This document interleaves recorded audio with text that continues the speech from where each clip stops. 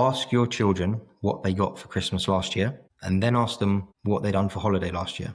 And the reason for that is, I know with 3 children, and even myself looking back as 30 years ago at Christmas time, I could probably pick out 1 or 2 presents over the years of what I got. But straight away, even now in my head, I can see all the memories from holiday. And it's just asking that question. Opening something is great, but having an experience with your family and a holiday is everything, because that's what people will hold on to forever.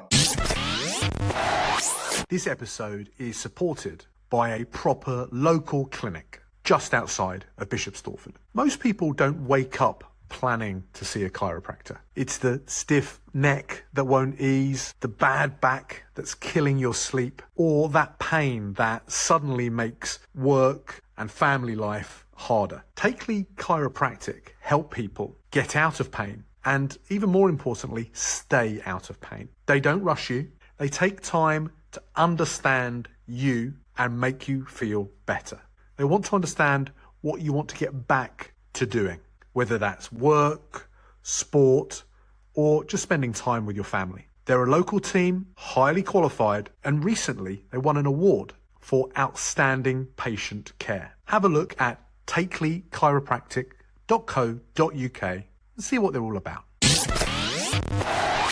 Welcome to the Bishop Stortford Community Podcast, the show where we shine a light on the incredible businesses, community leaders and local legends shaping our town.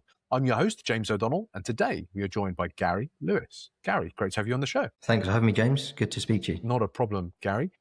Gary, for those of us who don't know you yet, who are you and what do you do here in Bishop Stortford? So I am Gary. I'm in Bishop Stortford, as we know, and I run the Family Luxe Travel Company. So we are a franchise under the umbrella of Travel Counsellors, and we can book any kind of travel. We specialise in luxury family travel, but we could do anything you want, basically. How long have you been involved in that? How did you get started? So that's been going around 7 years now. Yeah. Originally started with my wife. She's been in the travel industry 17, 18 years roughly. We set this up around 7 years ago, just before COVID, which, yes, in hindsight wasn't the best idea, but no one knew that was going to happen. Yeah. She's currently working on another project with another business, but I'm still here holding the reins, running this. So yeah, it's exciting. What was the spark to get the franchise up and running? I mean, we both love travel, as I think most people do. And for us, it's something that it's not an object that you purchase and it's in the back of the cupboard in 4 or 5 years. It lasts forever. So for us, it was building memories, not as just a family with our children, but for other families, and be able to give that as to other people and other families. It means something. And how does it work? You know, if I were to give you a call and say, like, I want to go on holiday. Talk me through that process. So we work in numerous ways. So we could either have a chat like we're having now over a Zoom call. We could meet for a coffee. You come into the office that we have and we take all your details. We have a chat as a human. So there's a lot of AI right now that is replacing many things, but I don't think it can replace the human connection and actually having that conversation and getting your feelings. So a bot doesn't know how you feel about certain things and particular things that you're looking for. And then we work with you rather than just do it all for you and come back to you and say, here's your holiday. It's £5,000. Thank you very much. Goodbye. We work with you as part of the process and throughout the process. And from start to finish, we're sort of holding your hand, if you like. And who's typically do you work with? You're focused on families, I'm guessing. So.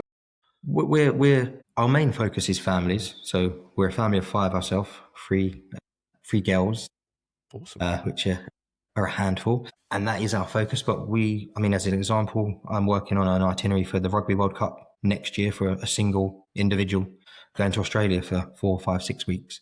So although we specialise in one thing because that's what we know and that's what we enjoy, we can offer anything. So there's no limitations essentially to what we can and can't do. And what's the benefit of coming to you rather than me just sitting there and trying to, book it out myself or, buying something off the shelf? So I think it's a good question because the biggest question we probably face is why would I use a travel agent or a travel consultant? But to flip that, my biggest question is why would you not? Why would you not? Because if you do book with us or most travel agents, you're getting added protection, you're getting a human, and with us, you've got 24/7 contact. So once you book, we work more as a PA service. So if you want restaurant reservations, boat hire, you need any changes, you have any questions about the hotel or special requests, you have a phone number, comes straight through directly to us. No 0345 numbers. You're not on hold pressing option 2, 4, 6. And we're there and we will resolve it or give you what you've asked for. And it's not always about money, because a lot of people say, okay, I've got £5,000 to spend on a holiday. Absolutely. You could go online and you could find a holiday for £5,000, but you don't know that's the best holiday you're getting for your £5,000. You could potentially get a holiday for £4,500 and be better than your £5,000 holiday, whether it's contacts within resorts or airlines that we can speak to. As an example, everyone that books with us, they will not turn up at their hotel unless we've spoken directly to the hotel and told them who's coming, what they like, what they don't like. And it does make a massive difference. There's a lot of filters going online and saying, I want to be 1 meter to the beach. I want this type of room, that type of room. But at the end of the day, you're guessing. You're absolutely relying on that AI, and you're guessing that this is right for you. And that's where we come in, and we want it to be right for you. We don't want to just send you somewhere and you have an us. We want it to be perfect. That's our enjoyment from it. Yeah. The way I think about that is that, it's the kind of Instagramification of things, is that you look at things and you go, oh, that looks good. Let's do that. But then it's almost, you don't know the questions to ask yourself about the other things that actually make a difference on a holiday. So you're going to be asking those questions that an amateur isn't going to know. It's like most things. I mean, we could, other than say having a haircut or painting the wall, most of us can go online and book something ourselves or do it yourself at home, which, okay, sometimes works, but you never really know if you are getting the best you can get. And it doesn't come down to money. It doesn't come down to money. It comes down to knowing if the money you're spending is worth it. Because again, with the holidays, most holidays they're not cheap, especially in this day and age. They're not cheap. And you may only get a week for the amount of money you're spending. Yeah. And it's so important for it to be right. Yeah. Then I've booked things online myself. I've made mistakes, and it's frustrating. You turn up and it's like, this is not what I wanted. I think that's, there's that hesitation that I might have, is you see something, you think, oh, is that really what it's going to be? And I'm kind of, I'm already kind of managing my expectation down so that I'm not disappointed when I might turn up, especially with kids as well, because you have no idea what the extra, you want that extra help around the family. And one of the hardest things, and this might be a very niche market, but families of 5, we've got a family of 5. As soon as you jump from a family of 4 to a family of 5, trying to find a hotel with the correct room setup is nigh on impossible unless you know where to look or who to speak to. Even for ourselves, it's a nightmare. And we've got years of experience and contacts. Honestly, I was at a Caribbean event the other week, and I was speaking to a load of different suppliers and hoteliers, and every question asked the same question: what's your setup like for a family of 5? And even some of those were just not the best, because it just isn't, the market isn't big enough for that, for the families and the space. But it's little niche things like that we can go, okay, right, well, definitely look here. Don't even bother looking over there. It's interesting side of it. When we're looking, I'll definitely get my wife to reach out and have a conversation with you, because we're now 5, and I'm not looking forward to that process in the future. It's fun. Yeah, that's a nice word to use. Interesting, I would say. Interesting. Gary, where's the best place for people to find out more about you and follow along with everything that you're doing? So I would say our Instagram is probably the best place you're going to find content and details about us. So our Instagram is at Family Travel Counsellor. We do have a website which is based on the Travel Counsellors website. So if you put Gary Lewis in, I will come up. I'm the only one. But yeah, Instagram, I'd say, is our best place. If you're looking for inspiration and details of what we can offer and things like that, you can reach out to us. Obviously, emails as well. It's a direct contact. Gary, I'll put links to that in the show notes. I'm looking at your Instagram now. It feels a little bit like going on holiday already, just looking at the feed. So thanks for that. Yes. That makes me feel relaxed looking at that. So I'm sure people will get inspiration from that. And thank you for talking through how that works, because it's new to me. So it's interesting to find out about that. No problem. Are you ready for some Stortford Spotlight questions now? Let's go for it. Fantastic. This episode is being supported by one of my businesses, a brilliant local business called StortBox. If you've ever moved house, you'll know the pain of hunting for cardboard boxes, building them, taping them up, and then figuring out what to do with them afterwards. StortBox makes moving simpler with strong, reusable moving crates delivered straight to your door and collected when you're finished. Less stress, less waste, and a much easier move. It's a local business helping local people move smarter. So have a look at StortBox in the show notes below and see if it can make your next move a little bit easier. Okay, back to the episode. These are 3 super fast questions that we ask every guest that comes onto the Bishop Stortford Community Podcast. First question. If you could put one sentence on a billboard in Jackson Square, what would it say and who needs to hear it the most? So in answer to that question, I would say ask your children what they got for Christmas last year and then ask them what they done for holiday last year. And the reason for that is I know with 3 children, and even myself looking back as 30 years ago at Christmas time, I could probably pick out 1 or 2 presents over the years of what I got. But straight away, even now in my head, I can see all the memories from holiday. And it's just asking that question. Opening something is great, but having an experience with your family in a holiday is everything. Because that's what people hold on to forever. Like it will never leave them. And I tried this with my kids and they could barely remember anything that they got for Christmas. But even now, a photo will pop up where they say, "Oh, do you remember when we was on holiday in Corfu and Poppy fell over and bashed her?" Little things, but they remember that, and I think that just speaks volumes of how important your money is when you're spending it on a holiday. Yeah, or anything. Yeah, I totally see that. Like the stuff. People love the stuff, don't they? And the costs of Christmas have gone up, and like the volume of presents is crazy. But actually, what do people remember? It's the experiences, it's the holidays that you've gone on. Really good. Yeah, advice, even days out, anything with your family, you'll hold on to it. Yeah, definitely.